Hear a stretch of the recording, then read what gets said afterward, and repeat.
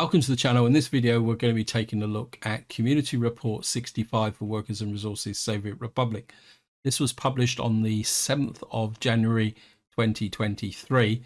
Now, this is a pretty short report, and if you're only interested in the new waste update that's coming, this report doesn't mention it at all. What this report is the devs outlining some ideas of the future of the game past the full release. And I like the idea of the fact that they are starting to think past the full release, because one thing that does annoy me with some early access games I've played in the past is once the game goes into full release, effectively the game stagnates and then becomes, well, just starts to die away. And I must admit, I do tend to lose interest. So what I'm going to do is first read the first paragraph and talk a little bit, and then read the second two paragraphs, and then we'll go and take a look at the pictures.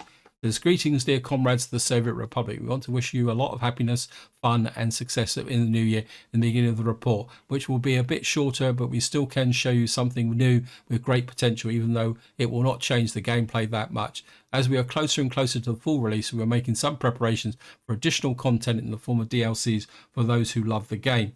So this shows that they do have plans to add DLCs. Now, to be honest, I've got no problem with DLCs, especially if they're what you could call flavor context DLCs. The DLCs I tend to have a bit of an issue with is ones that introduce new mechanics which are not available to people who play the full game. So let's just move on to the second paragraph. Says technically it would be a deluxe version of the game which would not change the way how you play, even if it may only slightly different gameplay in ways of overall planning, and you'll be able to fully enjoy the game even without buying the additional DLCs. That's something I do really like, the fact that the core game remains intact.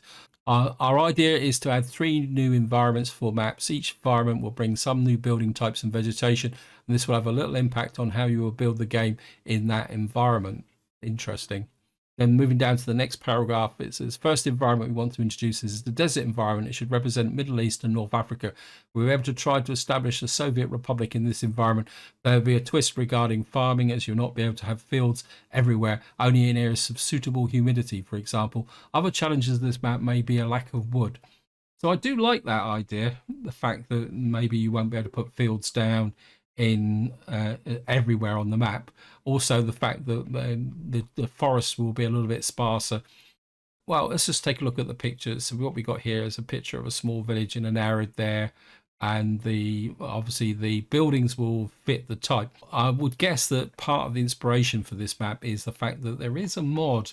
Apologies, I can't remember who is. I've actually taken a look at the map that actually has created this type of terrain with buildings and stuff like that as well.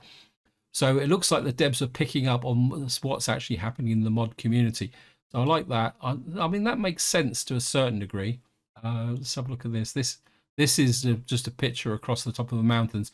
I don't know if you can see, but down in the center here, just below the ridge line, you can actually see the sand going up through the mountains, which would be quite interesting. And then we'll just look at there's 2 more pictures down here. So we'll look at the next 2 pictures. This seems to be a retake of the village with I'm assuming that in the center is a mosque because it's got the minaret on it. So it's very similar, but similar type buildings in the terrain there. It'd be interesting to see whether the mud roads are actually dust roads. Then again, the texture on the mud road would look very much like a sandy road with ruts on it. Yeah, I mean, it's quite sparse.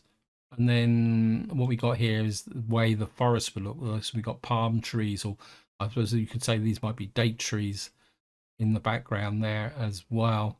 I actually quite like the idea of this. I'm very drawn to the idea of possibly playing on a desert biome. So let's just move down to the final paragraph. It says other environments we can introduce on upcoming report will be Asia, which I would assume would be jungle, and Siberia, which I presume would be a very cold tundra area.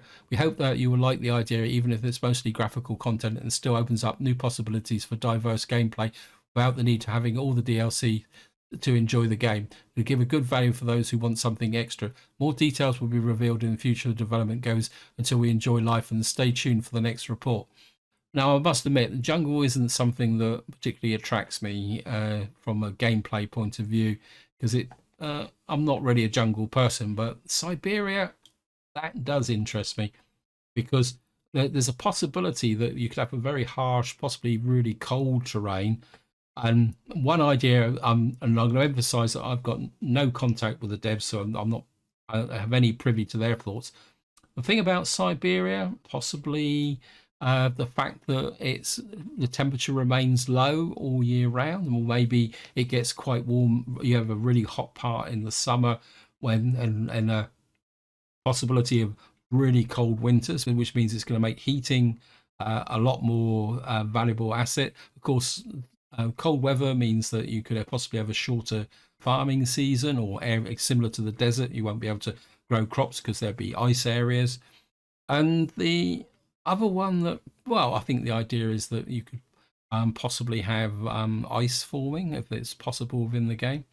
I actually quite like the idea of this. Now, the other thing I will say is that I'm hoping that where if you buy the DLC, that you will be able to create maps in the terrain editor using these options. I mean, obviously, it would probably work. It would probably work the same way as the current terrain editor, that you have to select a map type. So you'd either select the standard, the desert, the the Asian one, or Siberia, and then what will happen is the map will paint that area there. And although it'd be nice to be able to designate areas as well, say like if you're going to introduce areas of humidity and stuff like that. Anyway, I'm getting a bit carried away here, guys. So I think that is about it for this report. Any opinions, feel free to chuck it in the comments. And so until next time, whatever you do, enjoy your gaming.